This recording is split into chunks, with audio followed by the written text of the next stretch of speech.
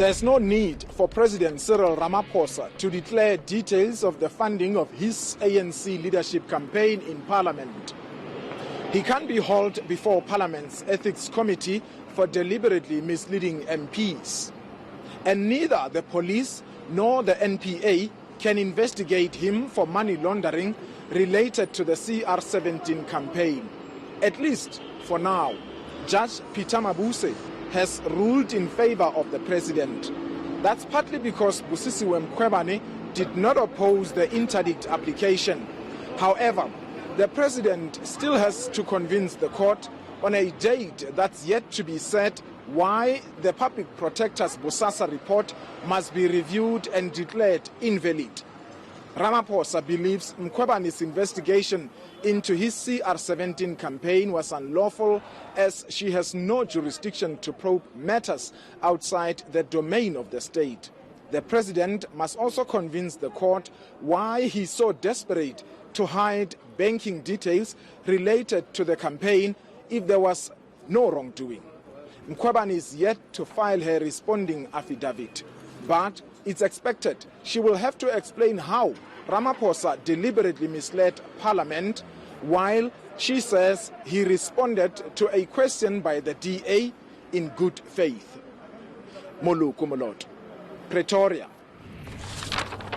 While inside court dockets were being sorted through, outside various organizations were picketing against the arrests of foreign nationals. Some were released after their documents were verified by Home Affairs. These foreign nationals say their treatment in custody left much to be desired.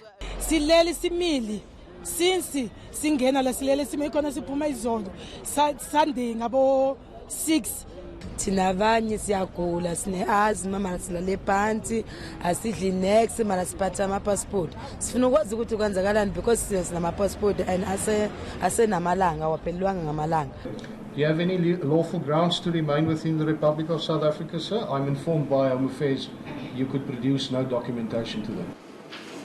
Those arrested were grouped according to their nationalities, appearing before several different magistrates. So seeing that you have no lawful grounds to remain in the Republic of South Africa, I've signed a warrant under Section 34 for your deportation. You will be held at the Lindela Repatriation Center for the next 30 days. Until such time that they are in a position to deport you from the country.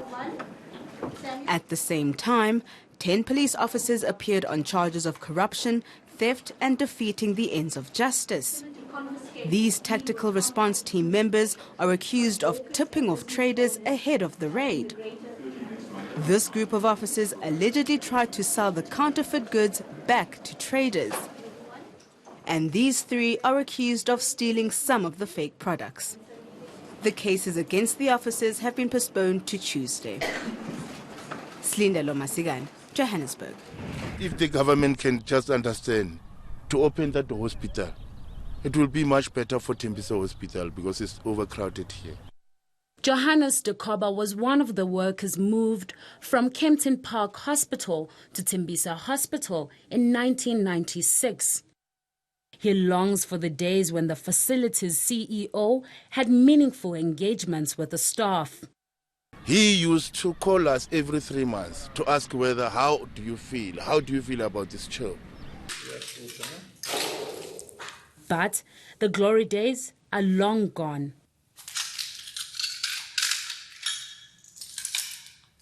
This is what remains of the hospital, which has become a haunt for ghostbusters. In 2014, engineers were tasked to investigate the structural integrity of this now dilapidated building.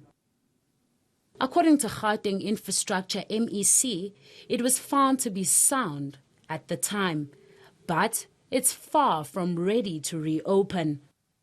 Good is relative, but like the conditional assessment report indicated, it's structurally sound. So meaning even if we were to reopen it and do minor refurbishments, the building is not going to collapse.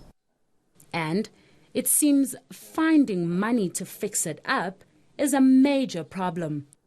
With the assistance of GIFA, Gauteng has established a fund, which is a fund that will establish triple Ps to fund infrastructure. So with that agency, GIFA, it's Gauteng Infrastructure Funding Agency.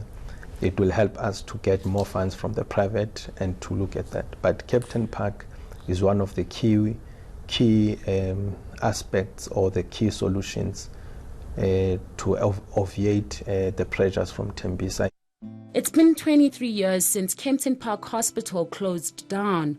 Reopening it could help provide better care to the 170,000 people currently served by the overstretched Tembisa Hospital. Nobele Madlala, Johannesburg.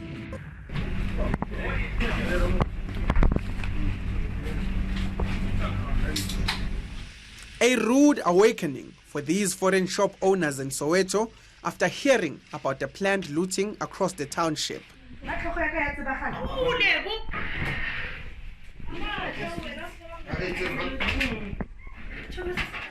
While some managed to save their goods, others were left with nothing but empty shelves. The trail of destruction affected many. Police are investigating what led to this. Some speculate that this video, where foreign shop owners are seen attacking police, is the reason. However, authorities are calling for calm. We call upon the people of Soweto to calm down. We are the legitimate police service in the country. If they have concern about the foreign nationals or any other person, let them bring it to our attention. We'll do it on their behalf. Police have taken the fight against illicit trade into the townships and vow to continue the clampdown on counterfeit goods. Lindokuhle Xulu, Johannesburg. In April, a few hours of torrential rain led to the deaths of more than 60 people and left the city with a repair bill exceeding R500 million. Now, 4 months later, Durban still bears the scars of that vicious storm, and residents in Silver Glen are concerned that all plans by the municipality to restore their suburb may have collapsed, much like their main road. They are frustrated by the lack of action. They've been very slow, yeah.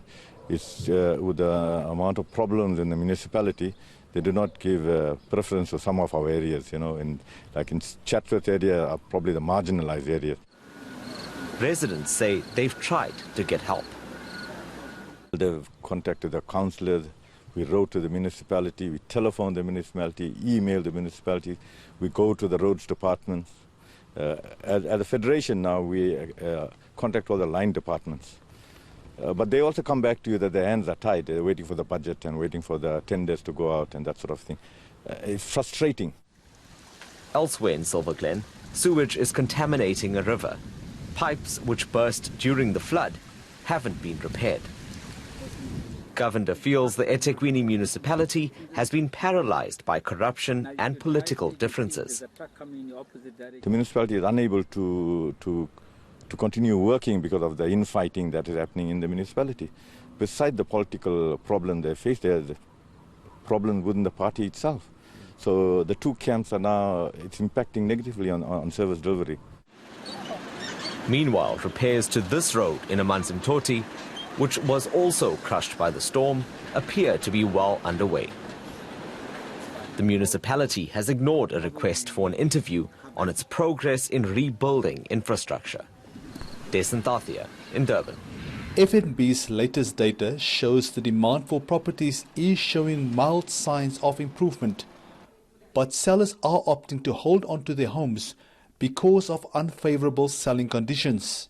If you're in the lower market segment, I won't say it's booming, but at least there's more activity over there. When I say lower market segment, I mean like under 500,000, where people are a bit more confident to come in, they know they can get their rental income from that, or your first-time home buyers, where the banks are assisting them with 104% bonds.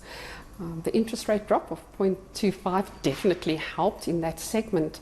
But as for the higher markets, no. We are struggling over there. What's clear is that the dire economy is impacting people's financial priorities. Especially on home loans and vehicle finance, people are starting to default a lot now. That has picked up during the last year or so. And that's a great concern because those are the secured assets. At the same time, some people are becoming more thrifty. For our daughter, we buy her summer stuff in winter and her winter stuff in summer. That helps in terms of costing because you don't spend as much and children's clothes are expensive. And we try and not shop like for name brands for her because she uses the clothes for 6 months and that's it. So that's the one thing we've also done. The other thing that we've implemented is that we've implemented a bride day once a week that saves us on electricity costs. Experts say the local property market is also negatively impacted by more young people emigrating and buying overseas instead of investing here. John Bailey, Pretoria. They shouldn't go immediately. They should stay more hours and patrol every night the streets because they shoot every night. That's very dangerous.